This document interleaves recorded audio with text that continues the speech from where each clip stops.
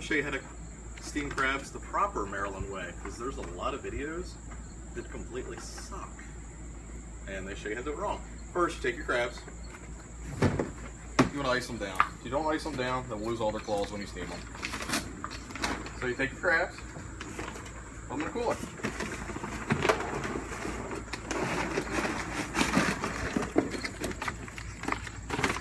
Crabs. Preferably, you don't want them upside down.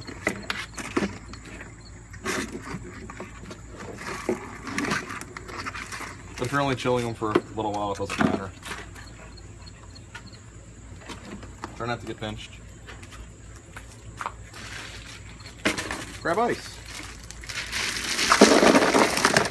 Chill them. Crabs will actually keep for several days if you keep them iced down, but as long as they're not sitting in water. You don't want them sitting in water. And again, try to make sure they're not all upside down. But one or two, okay, it won't hurt them. And let them chill out. Crabs are chilling. I ended up flipping them all back over properly and putting a little more ice on top. It's 1.5 dozens of what so-called medium crabs. I buy them locally and they're usually pretty quality. Over here to the pot. The type of pot you need to use. I have a much larger one, but since I'm only doing 1.5 dozens for lunch, this is the pot. You have to have a steam rack in the bottom. You fill it up with water, a little below the thing. You don't want the crabs to sit in liquid at all. That's a no-no. What I steam them with.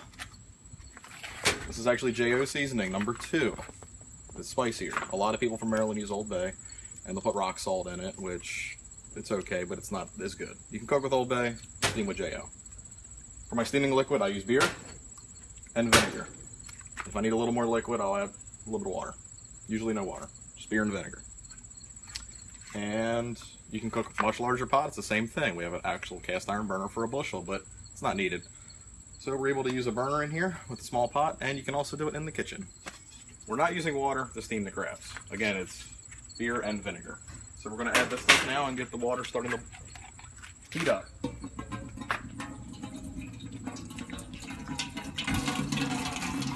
It's extremely important when you do this. The crabs are not in the liquid. I can't emphasize that enough. They will turn out mushy. You can overcook them. You don't want to boil them. That's fine for some people, not for me.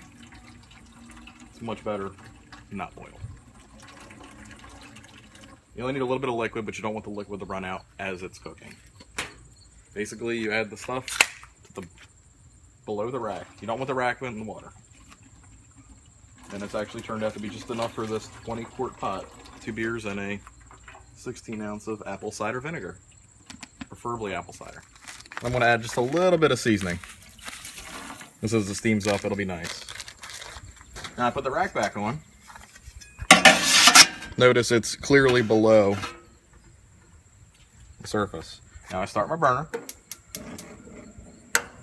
Leave it on high. And wait for it to come to a very heavy boil in that bottom section. Alright, it's been a little while, as you can tell. We have a lot of steam. And if you glance in the pot, it's at a very heavy rolling boil underneath there. So now, it's time to add our crabbies.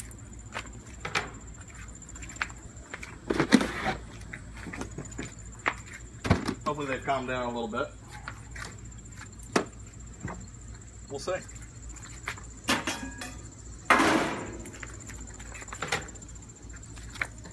If you're not familiar with handling crabs, I don't recommend you pick them up with your bare hands, even after they're chilled out, but it makes things a little easier. You literally want to layer the crabs and tuck them in there nicely. And it's important to make sure they're not dead. You want them alive. You'll know if they're dead because their bodies will be limp and their mouths will usually open up. If you have a layer, liberally season. Make sure you get every one of them. It's important to have the water boiling first in the bottom. That way you have more even cooking results. You don't have to wait for the water to heat back up. And they cook evenly.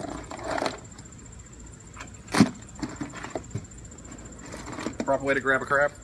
By the back fin.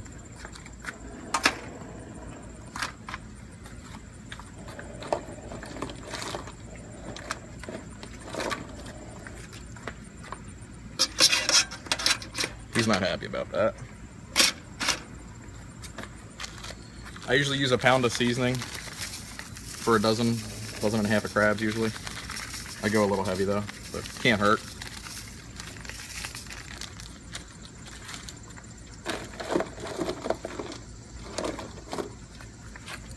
Normally I do this inside, but it's such a nice day out, I figured we'd have lunch outside.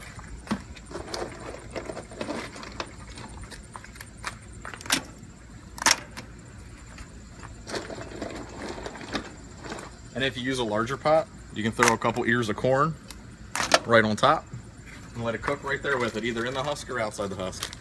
And it turns out phenomenal.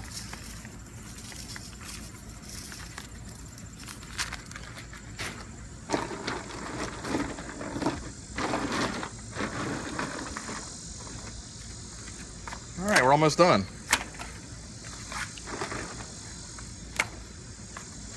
He's looking at you. Now cooking time. Cover it. At 20 minutes, check on it. And then I'll explain then after 20 minutes. All right, it has been 20 minutes. Let's check on the crabs.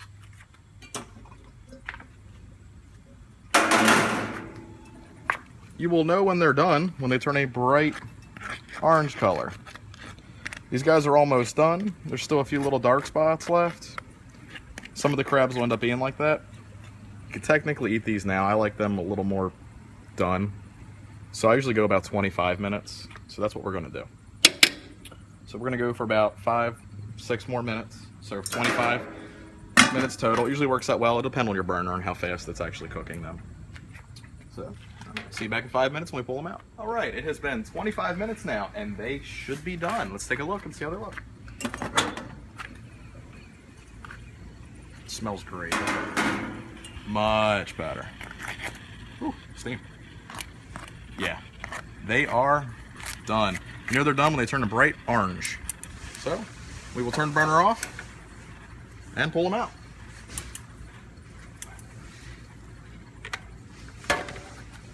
I recommend tongs for this one because they are very, very hot. And as you notice, they have the claws.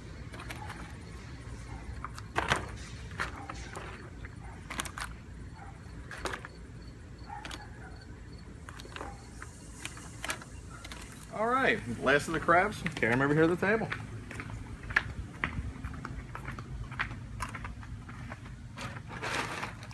Let's crack a claw and see how we did.